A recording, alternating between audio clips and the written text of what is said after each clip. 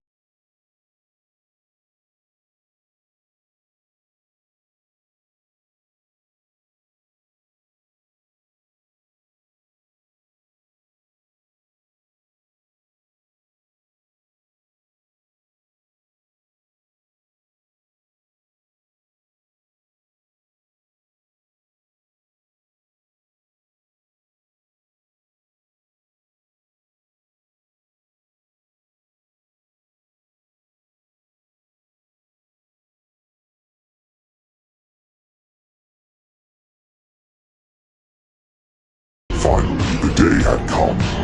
Guy bet on the last possibility, all according to the rules of the game.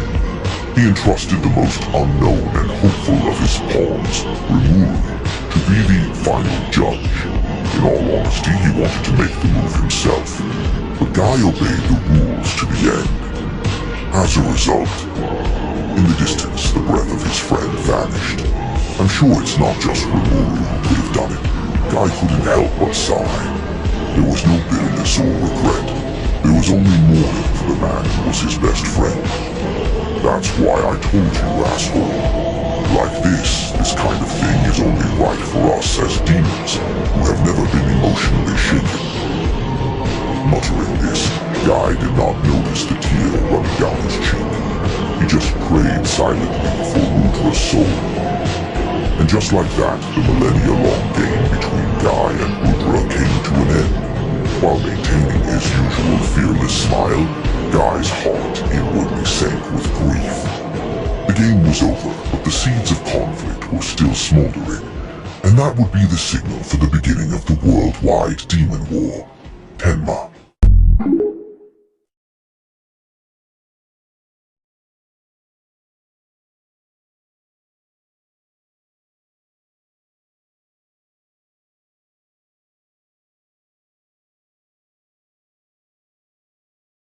It was probably the first time that anger had blown away my reason. When Shion and the others were killed, I had felt a mixture of regret and anger, and was engulfed in guilt. But since there was hope in sight, I had been able to calm the storm in my heart, but this time was different. The pain of having my soul torn apart and the possibility of losing Veldanava had completely blown away my sense of reason.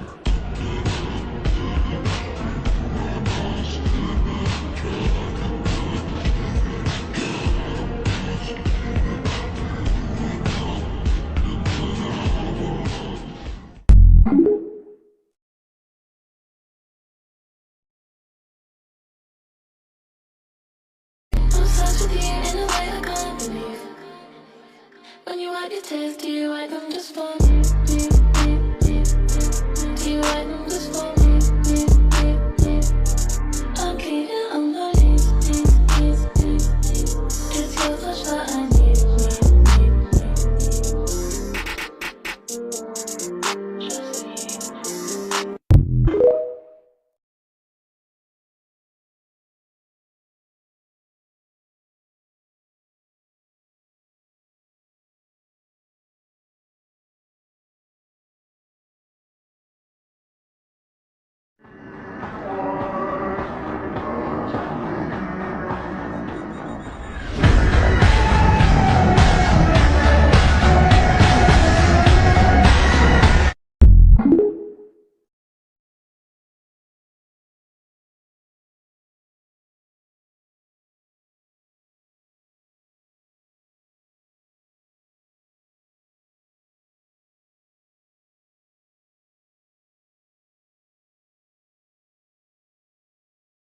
Feldway grieved and hated. Humans on Earth. No, not just humans. Not just humans, but elves, dwarves, beastmen, and even Majin. He hated all demi-humans, that is to say, all of humanity. So he wanted to destroy them. People who took Veldanava from us don't deserve to live. He would unite the world Veldanava had created with his own hands, and then he would condemn those who have committed the greatest crimes. That was Feldway's conclusion. He would take the world favored by the god Veldanava and dye it into his own color. He would destroy its diversity in order to create a world of his own.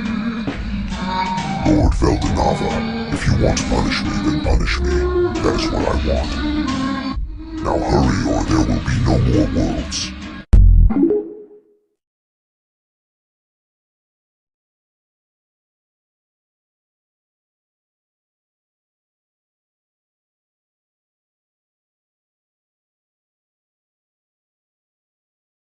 Before creation, predating concepts such as time and space, there existed only a will, a singular and complete existence with power limited only by its imagination. Inevitably, this will grew bored, very bored. To sate its boredom, it conceived the idea of creating other wills. It set to work constructing a grand reality, crafting space for these wills to occupy in time so they could experience events sequentially. After laying the groundwork for this construction, the will realized that it would know everything that would ever come to pass within it. The idea of knowing everything before it happened felt unsatisfying. To preserve the thrill of the unknown, it decided to relinquish its omnipotence and omniscience. What remained afterward was Veldanava, a being with the Creator's will, yet existing as part of creation rather than something beyond it.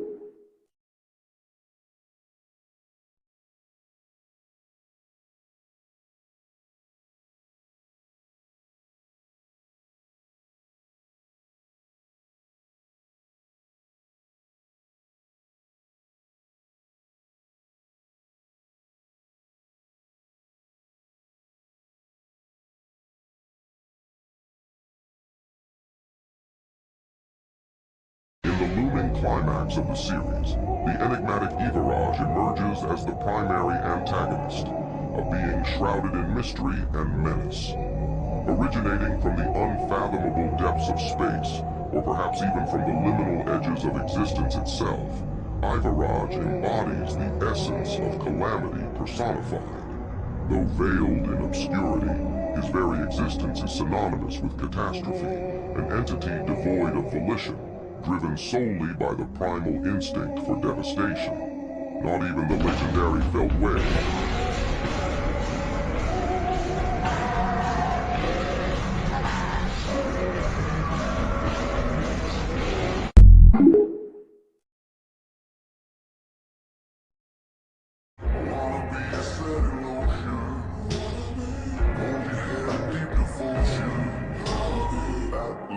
as deep as the Pacific Ocean. I wanna be your secrets I have held in my heart. My heart held too high than I thought. Maybe I just wanna be yours. I wanna be yours. I wanna be yours.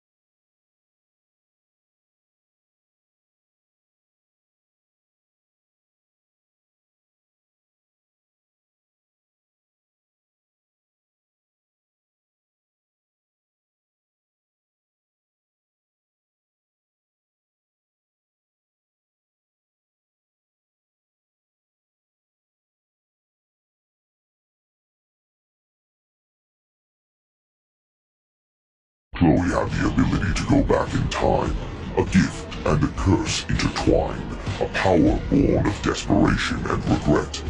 Each time she used it, she hurled herself back 2,000 years, hoping that maybe this time she'd change what was destined. Yet each attempt ended the same way. Rimuru would die. No matter what she tried, no matter the strategies, the alliances, or the sacrifices she made, his fate seemed written in blood and stone, as if mocking her efforts. And so the cycle continued, endlessly looping, a chain with no start and no end. Chloe would throw herself into each new timeline, only to watch him fall once more. Each attempt created a new world, another reality where a different Rimuru, each as beloved as the last, would face yet another death.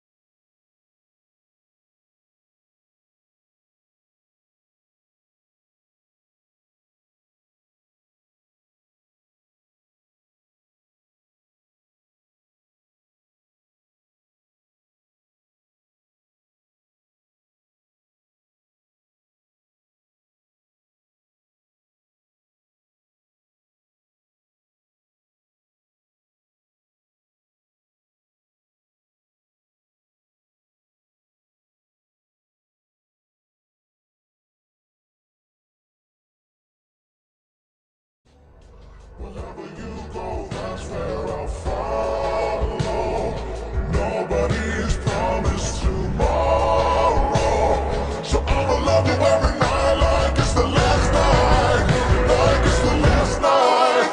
If the world was ending, I would've been next to you. If the party was over and our time on earth was